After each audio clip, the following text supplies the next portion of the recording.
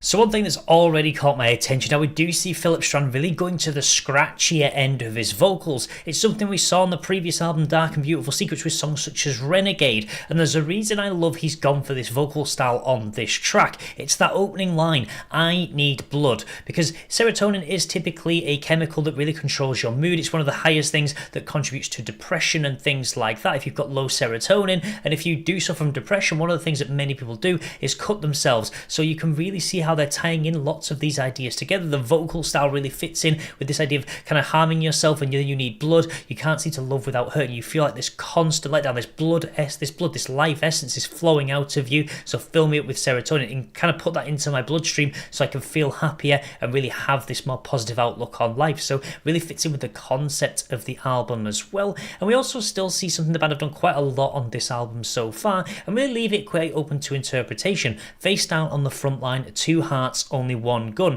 So this can kind of have two different methods of looking at it. First of all, you can look at maybe it's a partner. You either shoot them or you shoot yourself. One of the two, either way you lose out either way. You either are no longer able to love this person or you're no longer able to love yourself. You kind of hit that trip switch. So I really like the way they're exploring that, but also the idea of kind of having two hearts. One that wants to be positive, one that wants to be negative, and you are constantly in this fight where you can only get rid of one, but it's so difficult to do because it's your heart. So if you effectively shoot yourself, you're kind of removing that. And I also love the way that we do see this change in perspective, almost breaking the fourth wall with have you ever had the feeling you're your own worst enemy? It's almost the song reaching out to the audience and asking that question amid this point of really questioning yourself. Trip switch and it's goodbye, red lights till a blackout, then we do it again, we do it again. This constant cycle you go through, you hurt yourself, you try and get better, you struggle, then you kind of fall back into depression. It's a constant uphill battle to break out of that, and you really have to continue the fight. So I love that idea of face down on the front line. You're talking about this battle with yourself that you have to go through. And then as we move into the pre-chorus, we have the line, I should have seen it coming for miles. And this is kind of talking about the idea of a road, the fact that sometimes you don't just kind of trip a switch and then suddenly you have depression, you have low serotonin. It can be a gradual decline when you notice things in your life. So really talking about the journey you go through to get to that point. And we're dancing on the edge of a knife. Again, another ambiguous lyric, because it can touch about the idea of a couple. You're dancing on the edge of a knife's edge as the relationship continues, because one person is so depressed they can't feel like they're giving their all to another partner, but also it can talk about the balance between your heart and your mind, because maybe what your mind wants to do one thing, your heart wants to do another, and they're constantly in this battle and dancing on the edge of this knife. And again, just bringing in the idea of knives, the idea of cutting yourself, and we even see that in the videography. We see sort of Philip playing with knives and the idea of hacksaws, things like that. So I like how the videography is also fitting in with many of the metaphors and themes we're already seeing heading through this track. So close to a flat line, green thoughts on a blue mind. Have you ever had the feeling you're your own worst enemy? Put me in the ICU, I need a miracle. Oh, I need a miracle. I should have seen it coming for miles. We're dancing on the edge of a knife. I need blood. I can't seem to live without hurting. My head is above with my heart. I swear that I'm all out of hoping. So fill me up with serotonin. Fill me up with serotonin.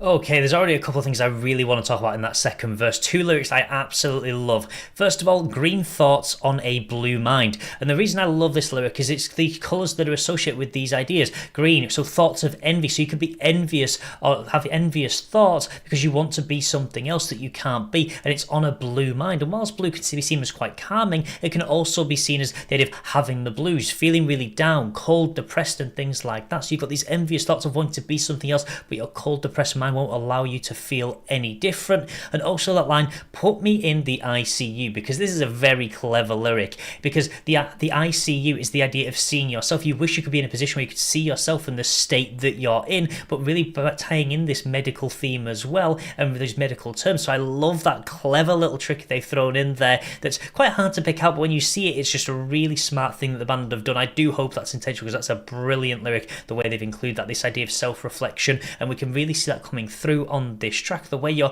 the constant use of I and the I need blood, I can't seem to love without hurting, so you can see that reflectiveness coming through. So I really do like that. They've just so fill me up with serotonin, the fact that you need this injection of this chemical to allow you to kind of go and live your life and to love others, because you're getting to that point where you're all out of hoping. I fall to the bottom. My head is above the clouds. If hope was a weapon, then love would be suicide. I fall to the bottom. My head is above the clouds. If hope was a weapon, if hope was a weapon, I fall to the bottom. My head is above the clouds. If hope was a weapon, then love would be suicide. I fall to the bottom. My head is above the clouds. If hope was a weapon, I need blood. I can't seem to love without hurting. My head is above with my heart. I swear that I'm all out of hoping. So fill me up with serotonin. Fill me up with serotonin. I swear my heart is out of hoping. So fill me up with serotonin. Fill me up with serotonin.